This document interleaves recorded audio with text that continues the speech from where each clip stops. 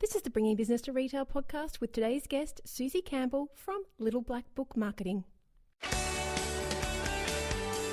Welcome to the Bringing Business to Retail podcast on SelenaKnight.com. Stay ahead of the competition by opening your doors to business experts so you can learn, grow, and be inspired. Passionate about bringing business strategies to independent retailers, please welcome your host, Selena Knight. Hey there, and welcome to today's episode of the Bringing Business to Retail podcast. I'm your host, Selena Knight, the retail strategist, and I am here to give you some great strategies on how you can grow your retail business. Now, here is something that you may or may not know about me. I love Christmas. I really do. I get so into it. My sister is probably even worse than I am, but I count down the days till I can put up the Christmas tree at home, which is December the 1st here. And I think we actually put it up on the 30th of November this year because my husband was out. He's not really a Christmas tree kind of person. So my daughter and I, we put up the Christmas tree together. Like, I am that person who wants lights. I've got Pinterest boards for Christmas. I just get into the festive decorating, everything festive. And it's not even about the going shopping. Here is another fact you may not know about me. I actually don't really like shopping very much, which, hello, retail strategist, retail mentor, retail consultant doesn't like shopping. And the only reason I don't really like shopping is because a lot of stores have a really bad customer experience. So I'm not saying I always dislike shopping, but that whole Christmas mentality of having to just find the right things. And I'm so fussy about gift giving. I never just buy something for the sake of buying something. I actually put so much thought into the gift that I give. So for me, it's lots of research trying to find the right gifts. Sometimes some trekking around a mall or a department store. Etsy, I will search high and low for the thing that I want to gift. And if you are listening to this when it goes live, then there are only 3 weeks till Christmas. That thought can be a little bit scary. And this is the thing, if you wait until December 1st to start thinking all about Christmas, then it's just too late. You really have to have Christmas sorted out in your mind months in advance so that you don't miss out on sales. Now, I have been speaking to lots of retailers over the last few weeks, and some of them were reporting that it was a little bit slow in the end of December. Like, some years people start really, really early.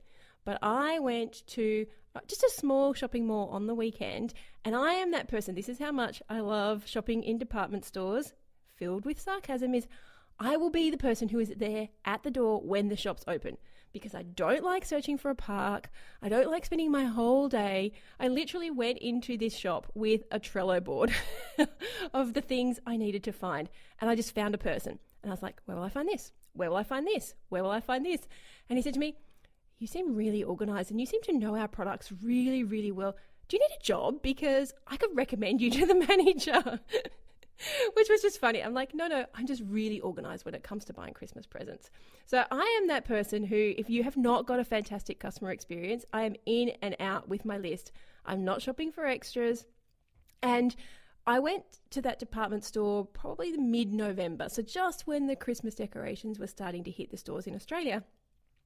And it was kind of nice because a lot of people hadn't really thought about it, but they didn't have the full range yet. So when I went back to that same store on the weekend, and I was there at 8:45 because they opened at 9 o'clock, so I got myself a chai and I was waiting for the doors to open. Oh my goodness. Like, seriously, I was not the only person waiting at the door. I did go in and I got my stuff and I came back out. And by the time I come out of the shop, which was only about 45 minutes later, the shopping centre was heaving. So it feels like this year, the 1st of December brought everybody out, because this is the point where people start seeing there are only 24 days till Christmas. There are only 3 weeks till Christmas. And so now is the time that you really need to be hammering home what people need to make their gift giving easier. So if you have been listening to previous episodes, you'll know that I have the Ultimate Promotions Creator. Now, in previous episodes, I've been calling it the ultimate holiday promotions creator, and that is because we had a whole bunch of social media templates that were just drag and drop, pop your promo in, all based on the holidays. But if you are listening to this in the week that it goes live, the word holiday will have been dropped from the promotions creator because we revert back to the rest of the year. So you can still grab a little upsell, a little upgrade of grabbing the holiday templates if you want to purchase the Ultimate Promotions Creator, and you'll get them at a deep discount because, hey, I like to give action takers rewards, and if you're buying this far in advance, it means you are planning out your marketing and you should be rewarded for that.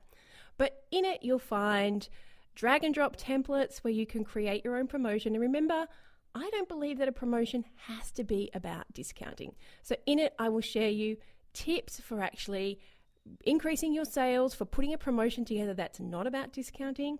You'll get my email copy and paste templates. You'll get a marketing budget calculator, and you'll get the tips and tools that you need to create a successful promotion and one that actually makes you money. So if you would like to look for that and see what's inside, you can grab it over at selenaknight.com/promo, short for promotions.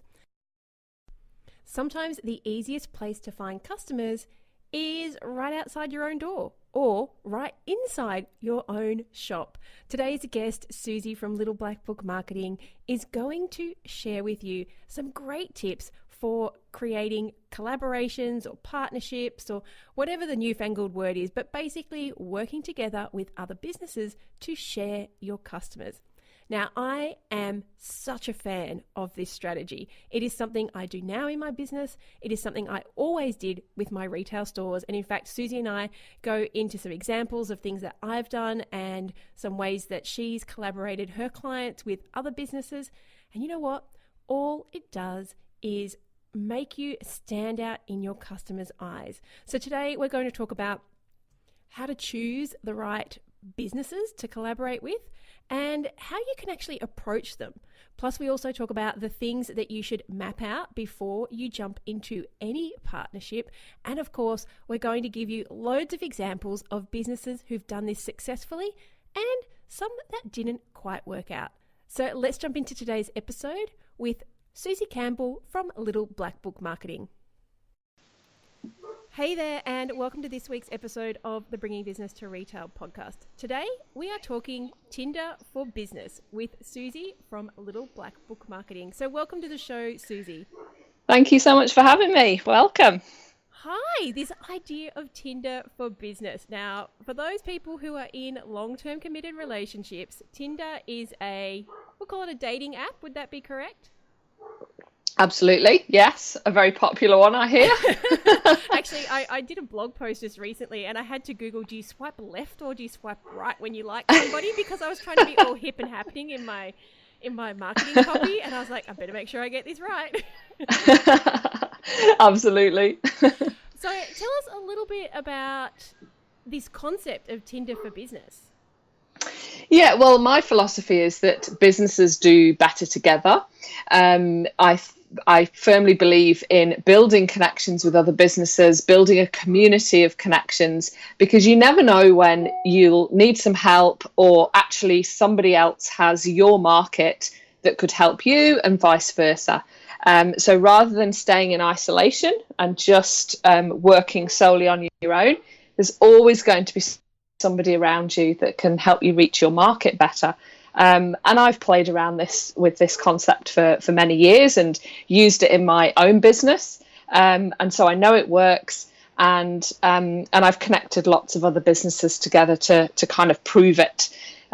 So yeah, it's great fun and it's really really diverse. And the thing is, a lot of people who are listening are retailers and they're going, yeah, I'm not sure that I want to collaborate. But you actually work with retailers, don't you? So how do you get over this concept of being very insular and protective over your own customers and not wanting to share them? Because in a world of the internet and people can Google, people can talk, people communicate far easier, you are not the only retailer of your type in the world. It's just not going to happen. And obviously with Amazon and international shipping, there's competition, and your customers are going to go where they choose. So along with great customer service, which is what I feel can set everybody apart, if your customer service is great, the next step you can do to try and draw in, either retain existing customers or attract new ones, is to find new places to find new people. And by using partnerships and to collaborate with other retailers or other services in your area, that's where you can find these new customers and attract them to your store, as opposed to just going to the ones they've always been to. So can you give us some examples of how this might work? Like, a lot of people are thinking, I don't really know who I would collaborate with. Yeah, sure. So I'll give you an example of one I did locally. So there was a coffee shop and a hairdresser, and they were in close proximity to each other. And obviously they're not in direct competition unless the hairdresser wanted to start serving coffees, which she didn't. But the hairdresser was new. She was in a little tucked away position, so she didn't really have passing trade. And when I met her, she was giving away discounts to try and attract new customers in. And she was giving, and if somebody referred a new client to her, she was giving them discounts and money off their next hair appointment. And I said, but that's costing you quite a lot of money. Why, let's look at a better way to do this. So all we did was I went and approached the coffee shop and said, would you be prepared to give the hairdresser a voucher that she can buy from you to a value that would cover a coffee and a cake, for example, at a reduced price? So if the coffee and cake cost, say, $7, the hairdresser would buy them for $4. And so she did. She gave them the vouchers. And what we did with these vouchers was every client that the hairdresser had, if they referred a friend or family member to her and then they came and had a haircut with her, they got one of these vouchers to say thank you. Now, that voucher cost them $4. It cost the hairdresser $4 rather, as opposed to the 10, 20% or whatever she was doing, which on a cut and colour or something is probably quite a lot of money. Yeah, it could be like $30 or $40, couldn't it? Exactly, it could have been. And it's her time as well. She's still got to use the products for that hair treatment, and it's still her time. So she was giving away an awful lot. And if that, if say 20% of her clients were referring, that could be a lot of money over a quarter. So I felt this was costing her too much money. So we did that. And what it did was we also created a sort of poster just as they walk in on the till, and it became a bit of a talking point with clients as they came in, because they weren't being prompted to refer, they weren't thinking about it, and they read this and then they would think, oh yeah, I know so and so could come here, not because they wanted the coffee and cake, but because they'd kind of read this thing and it had prompted them to think about referring somebody. So they did. So they'd get these cards. Anyway, I think she cleared 10 of these referrals in a month. They were just flying out the door. And what it did for the coffee shop was it was sending traffic to the coffee shop. They were obviously spending money. They were probably coming back again. They'd never gone to that coffee shop before, but now they were. And what it also did was we put a little sign in the coffee shop too and said, we'd love to introduce you to our new neighbour, the hairdresser around the corner that people didn't know existed. And so the coffee shop started referring people back to the hairdressers. And all of a sudden, this hairdresser has more clients than she can handle, simply from a simple collaboration with a coffee shop. It's ridiculously simple, but it worked a treat. And I love that idea of, you're not saying that you don't have to spend money on marketing, because this is still marketing. What you're saying is you don't have to eat your entire profit into marketing, which is what the hairdresser was essentially doing. If she was giving away 20 or 30% off, that's probably the profit on the whole service. Yeah. So she's made no money, and and is maybe she's brought on one more client, but there's no guarantee that that client is going to keep coming back again and again. Hopefully the service was great and they do, but at that point she's spending a lot of money for a very intangible lifetime value of a customer. Whereas now Yeah. she's spending $4 and not. I'd be interested to see, has the coffee shop since maybe adjusted the pricing, seeing as they're actually getting some benefit out of it? We haven't at the moment. It's been running for about 4 months. So we'll probably, I usually let them run for at least 3 or 4 months. You've got to see how it works. And I know the hairdresser's been back to get some more vouchers off her because she's run out. So we'll review it ongoing. We'll sort of review every 6 months. But what we did discover as well with the hairdressers clients were they weren't actually interested in a discount off the haircut because they were going for a haircut anyway. And okay, yeah, it might be nice to have a reduction, but it wasn't the driving force to get them back into the hairdressers because they love the hairdresser and they're going anyway. So it wasn't any incentive for them, and it didn't remind them to go back in and refer anybody else. So that was, it was interesting. That is such an important point for people to understand, is if your customers are not motivated by price, if you have a great service, a great product, if you're a more premium store, your customers don't care about 10% off. I keep saying to people that 10% off is just taking money out of your pocket because they were going to buy it anyway. They'll buy it anyway, exactly. It's not enough. Yeah. They're just kind of like, oh, yeah, cool, I'll take it. But it wasn't the reason I came back. So that is so important to point out that you don't particularly want a price-sensitive customer or a price-conscious customer. And when you get that perfect customer, they don't care. It's the little benefits rather than the money that they feel more aligned to.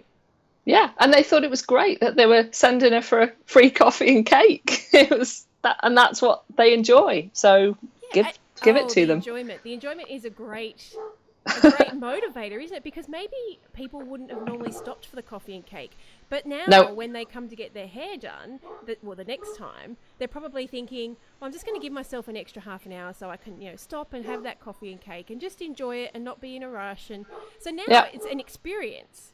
She's not just given them the coffee and the cake. She's given them the plan to have a day out or half a day out and actually enjoy the time rather than just, I've got to get to the hairdressers. Yep. And this is the key point about collaborations. It's about understanding what your market wants and what they value and what they appreciate, and also aligning with somebody who can deliver that as well. So I was careful to pick a coffee shop that I knew also had a friendly, bubbly owner. I could have picked a coffee shop a little bit further down the way. Not only because it was further away wouldn't be as ideal because I wanted someone really close to the hairdressers, but it also, I knew, as I say, the coffee shop owner was great. I knew they'd get a great service. It was friendly and it was somewhere they'd likely to go back again to, because that was obviously going to be the benefit to the coffee shop owner as well. And there's got to be that win-win. It can't just be one-sided.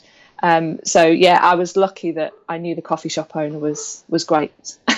Which is my next question, is how do you convince somebody? Like, this is, it's been around for years, joint venture partnerships, whatever you want to call it, collaboration seems to be the newfangled term for it. But how do you get around the headspace or the mind space of other businesses sharing their customers with you? Because I know I've tried something like this before, and getting other people to see your vision can sometimes be really difficult. So how do you overcome that? Well, sometimes you don't, is the simple answer. If they're not partner friendly and they don't get it and it becomes a slog to make them get it, they're probably not the right partner for you. And even if you think, oh no, they're perfect for me, they're great. But if they haven't got that approach to business, they're probably never going to. And therefore you will just be frustrated ongoing, and it's best just to walk away from it. And I can usually sense early on in conversations whether somebody's going to be a good partner or not.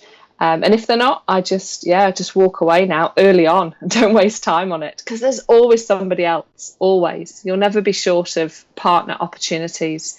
It's just being prepared to dig around a bit more.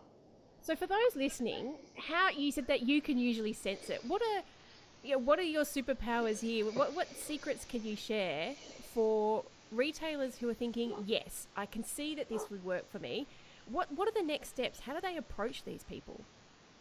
I always do a bit of background research first. So if, for example, I was looking at a partner who was bricks and mortar, I would go and secret shop the place or test it out. So obviously I tested the coffee shop out first without introducing myself or letting her know who I was, because that was a good way for me to understand whether they'd be a good fit for the hairdresser. If they aren't bricks and mortar and it's online, you can look at their website. Obviously, you can look at their social media, any other marketing they have. You can interact with them through social media generally. So perhaps you might discover them in a Facebook group. And it's a good opportunity for you to see how they interact with other people, what their customer service is like. So obviously this depends on what the collaboration is going to be. In my example, the customer service was important. I didn't want a coffee shop with a grumpy coffee shop owner. The same as if you were looking to do a marketing partnership and it was going to be using social media, you don't want someone who's very sporadic on social media and doesn't have a consistent presence, because that's not going to work for your online marketing partnership. So it's about looking at what it is you want to do with them and then testing. Can they deliver that? Will they deliver that? Have they got a good reputation? How do they respond to negative reviews on their social media? Or if I buy from them, does it get delivered on time? Is it packaged well? Whatever it is you're looking to collaborate on, try and test it as much as possible. And then it's about opening up a conversation with them. And quite often it's as simple as picking up the phone and introducing yourself and saying, this is what I do. I had an idea about a partnership that I think would be a good opportunity for us. Would you be open to a conversation? And the reaction to that will give you a good indication too. If they sort of say, oh, I've never done that sort of thing before, and they're a little bit negative about it, that's probably not a good sign.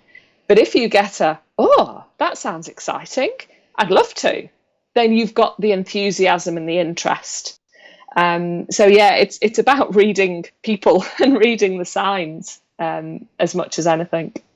And does there always have to be a win-win? Like, you were saying in this case that there was a win because obviously the coffee shop was getting paid for the vouchers and they had the foresight to see that it would bring them extra customers. But do you need to specifically spell out the win to the other person? Yes, absolutely. There has got to be fairness about it. And as soon as someone feels something's not fair or it's not working for them, then it'll break down because they won't put in the effort. The enthusiasm will be gone and they'll feel hard done to. So yes, when you have the initial discussion, I always put together, once you've established, yes, we'd like to work together and we'd like to try something, I will put together quite an informal collaboration agreement. And that's where you would map out exactly what's in it for me and what's in it for you, because you've both got to agree that, because ultimately you're bringing two businesses together to do something together, and you don't want to damage each other's or your own reputation. Your brand is important, and customers won't understand that you're partnering without, you're not joint venturing in terms of you're not financially locking yourself together, but you are working together, and customers will then associate you with each other. And so if one fails to deliver because they're disgruntled and think it's unfair, then potentially you're going to damage the other person because it reflects badly, and customer service won't work, whatever it might be. So yes, the win-win is absolutely vital. Now, don't always think that one person might want a financial win or an obvious financial win, because sometimes it might be that they just want to extend their reach, or you're sharing space even. So one business, so I started working on a collaboration. It didn't work in the end, but we had two businesses, and one had excess warehouse space that the other one could use and needed it, and couldn't afford to release their own space out.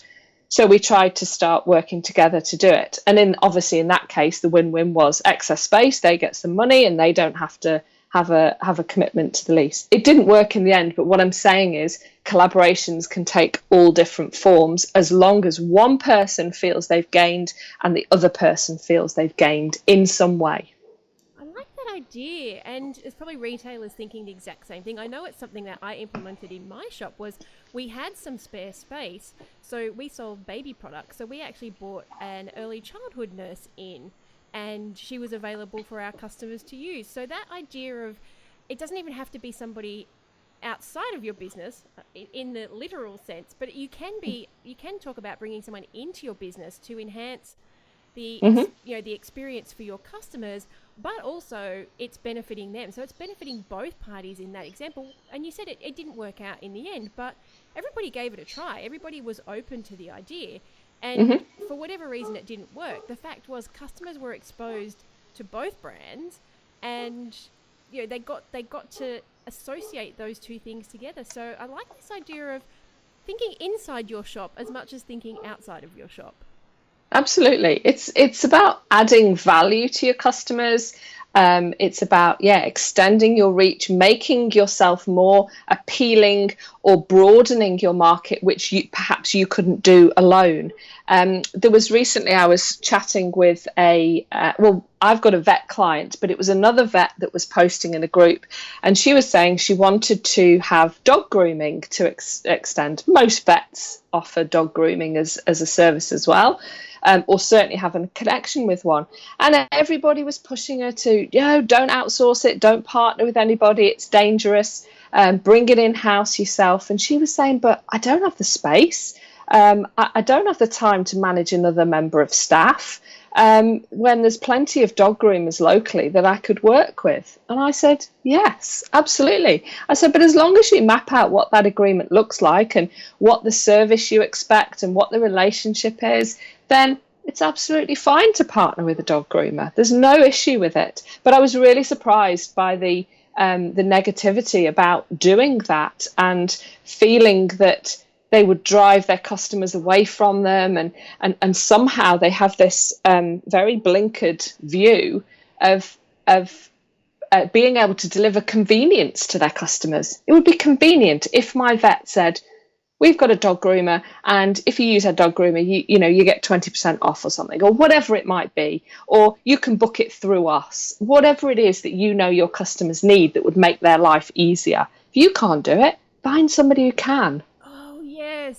Oh, how great is that idea? Because not everybody is in a position to, like you said, bring on the extra staff or just deal with that. And you see this, where, nurseries have coffee shops inside them. And they don't run that coffee shop. That is, somebody else has tended to run that business and is operating that completely independently. So taking a leaf out of what big business and big stores do and what works, in America, there's a Starbucks in every Kmart, every Walmart. There's a reason for that, because the partnership works and everybody's winning. And you just said something about the vet. And I've lost where I was going with it, but I didn't want to, you were on such a that I didn't want to. That's okay. It'll come back to you. It'll come back to me, and I'll blurt it out a little bit later. But it was something about the customers, and we'll come back to that. But the vet and that idea around is driving our customers away. This is where I see, we were talking a little bit earlier about how do you get people on board with this. And I see this a lot, especially with people who've been in business a long time. So really established businesses, family businesses, 20, 30 years old. They don't understand this concept of working with other people. They're so insular that the concept of sending my customers somewhere else, even if it's for something I don't provide, they just can't fathom it. It's just out of their brain space. Yes, it is. And it's an old-fashioned approach to business. But in this day and age, you've just got to. And people say to me, well, why did you pass that client over to such and such? Or, why didn't you just sort of do that yourself or not refer them anywhere? I said, because if I'm preaching an approach to business that is about connections and about helping customers and delivering great service, and then I know that I can pass them somewhere but don't, how does that help my brand? Well, it doesn't. Whereas if I pass them on, I become known for this person that knows someone, and Susie's great, she'll know somebody who knows someone, or she'll connect you with so and so, or she'll be able to help you, and if she can't help you, she'll find someone who can. Which ultimately will help me, because more people then come to me because they know I've got these connections. So if I'd kept them all to myself, they're useless. Absolutely useless. Yeah, and retailers have to appreciate that. If you don't sell the product, then there is no harm in referring your customers to somewhere that does, because even if that store has competing products, there'll be certain things they don't have. And I know in my store, I used to do the exact same thing. My products went from 0 to 2. So if anyone wanted anything bigger, I'd send them to another store.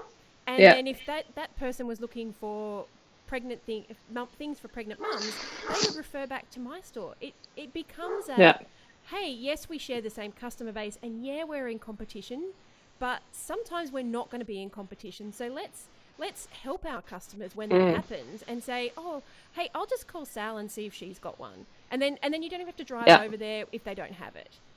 And your customers will just be like, wow, you're sending me somewhere else. But not only that, you're calling ahead to make sure they can put it aside. This is what brings people back. This, like you said, this is what builds that relationship with your customers and builds that customer experience. Yeah. And knowing that, so I use that as an opportunity. So if I knew that frequently people were coming to me for one particular service that I knew I couldn't do, that would start ringing a little bell to me and thinking, okay, this is something customers are needing. It wasn't something I recognised would be useful, but they're telling me it is. How can I be clever about this and build a relationship with someone who is doing this well? And how can I make my customers' life easier, so that rather than me just passing them over and them fumbling along trying to work it out, how can I make that process easier?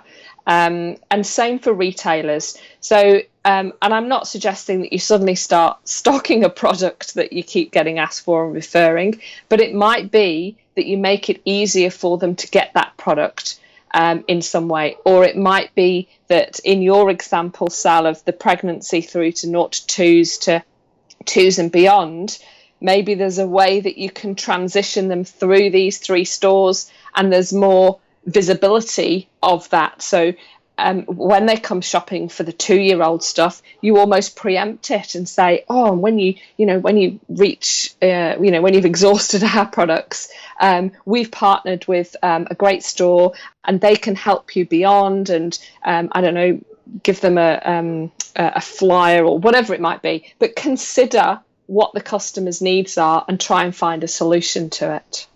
And they're just going to tell their friends about that. They're just going to say, I love going to that shop. They never hard sell me. If they don't have the product I'm looking for, they'll shop around for me. And then they even recommended I go somewhere else. And that next store that you're sending them to, like you said, if they will see the benefit. And if they're not seeing the benefit, my suggestion would be maybe you find another store to send them to. Because absolutely, you want the people who do want the win-win, who can see that there is enough business to go around. Yes, because you could invite those other 2 stores into you.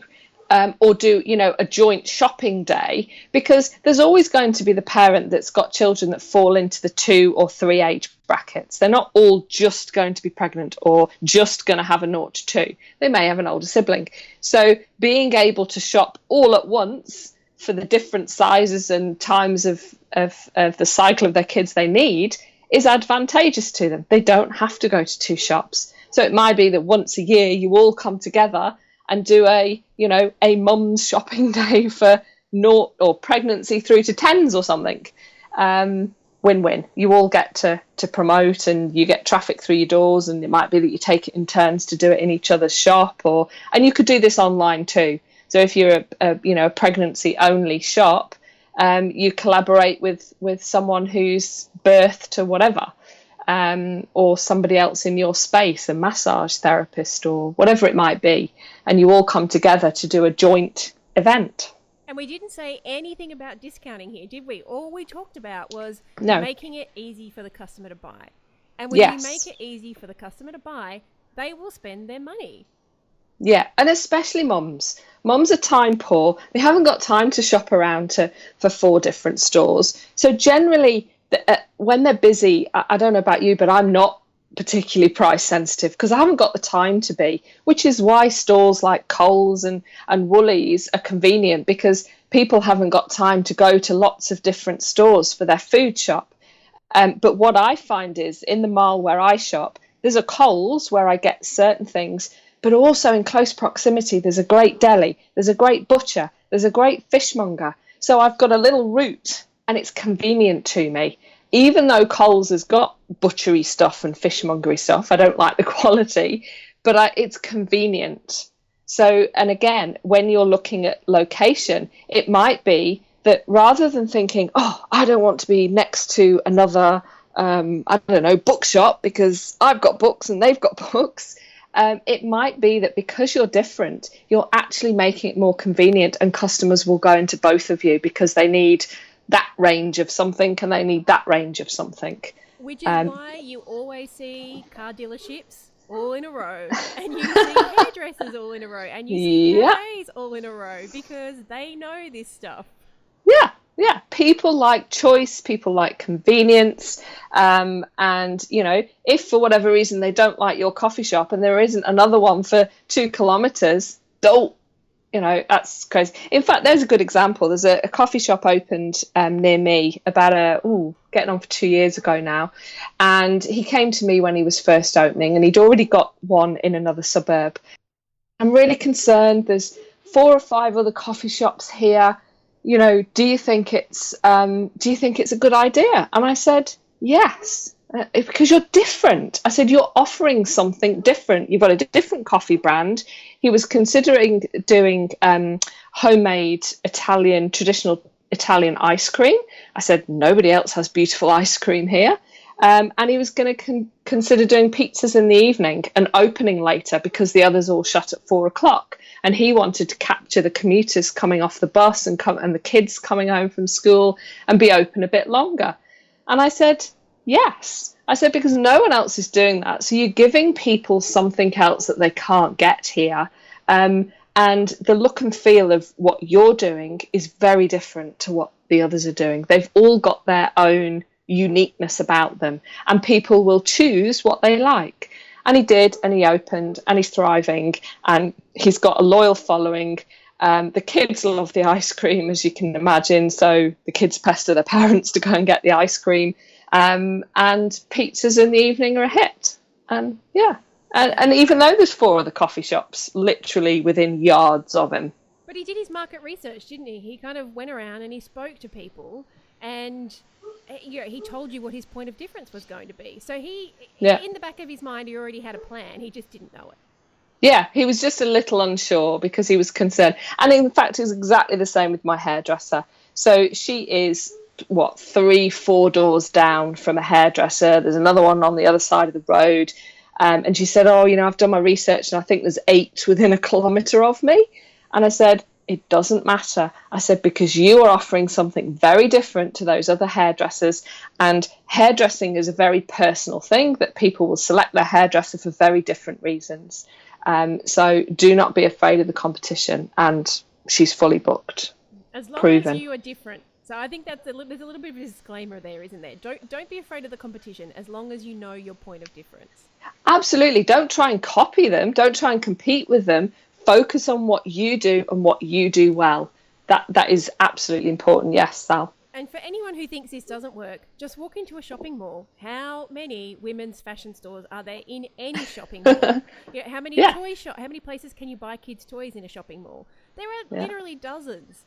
And they are there for a reason. And because everybody has, like you said, everybody has their own individual taste. It's just about knowing what you're good at and focusing on it, and just making sure your customers know what you're good at as well. That's right. And sticking to it, and don't try to be sidetracked or think, oh gosh, they've just introduced this and what a great idea, and I'm going to have to try and copy it. It just doesn't work. There's like hundreds and thousands of other marketing agencies and PR agencies out there. Loads. I mean, I actually collaborate with some of them, but if I tried to copy what all of them were doing, I would never have anything myself. I'd just be lost. You'd be because exhausted. Exactly, forever chasing what they're doing and what they're doing differently or better, or what I perceive to be better. That's the other problem. People think somebody's doing better than them and try to emulate it, and it just doesn't work. You never know what's going on in somebody else's business. No, and all those things take time. If you're scrambling to try and copy somebody else, there's a pretty good chance that you're not going to pull it off as well as they did, because they had the process all planned out in advance. Yeah, exactly. And the one difference between every single business is the owner and the operator. So you can never clone yourself and be that person. And if you're copying, you're always 10 steps behind, because they've already done it and launched it. And yeah, don't bother. Exactly. You've shared so many amazing tips and strategies. If there's just one piece of advice that you could say to people who are thinking about putting together some sort of collaboration, what would it be? Do not underestimate the logistics of it. And what I mean by the logistics, people get really excited when they spot a collaboration and both of them start talking and they're really excited about launching it, but they don't do the detail work about actually mapping out how it's going to work. So if it was a marketing partnership, how often are we going to post? Who's going to provide the content? When will we share it? What happens if, all the what ifs? What if somebody does this? Or what if the prize isn't delivered on time? Or all the possibilities around the relationship. Consider them, write them down, agree them. Because sure as eggs, that's what will trip you up. That all of a sudden somebody turns around and says, oh, I thought you were going to be posting every day. Oh, no, well, I thought you were going to be doing that. And all of a sudden it breaks down. And then they wonder why it wasn't as successful as they thought it was. And I'll give you an example of this just recently. A client went off and did a collaboration on her own. She didn't tell me she was doing it. I found out halfway through and started warning her of things that she needed to sort out. And sure enough, she'd been given one partner was agreed to promote something, another one was providing her with a logo. Then somebody else in the department, this was a big company, the other department said, no, we've got a lockdown on promoting any third party. We can't promote you. Don't. And the other one said, that's the wrong version of our logo. You can't use it on a white background. And it was contravening their brand guidelines. And this was already plastered everywhere. And it's silly things like that will trip you up. Yeah, and you don't want your first collaboration to be a flop. You don't want it to be the thing that just puts you off, because they can be so successful. They can be. And as I say to people, they can be so cost effective. It might not cost you anything in dollars. It's just your time, but your time is so well invested in them if you do it properly and you take your time, don't rush through them. I love that idea. Okay, my last question for you. You said you were time poor. So are you an online shopper or an in-store shopper? Oh, I'm an in-store shopper, I'm afraid. Right. I love the experience of in-store. What is your favourite store? Ooh, that's a good question. What is my favourite store? That's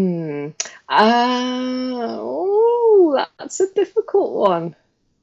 What's the store that every time you walk in there, you just go, I love coming in here? Okay, well, it's a bookshop in a mile near me called, I think it's called Fagan's. Now that's interesting, isn't it? Because I can't actually tell you the name of it, but I love the shop.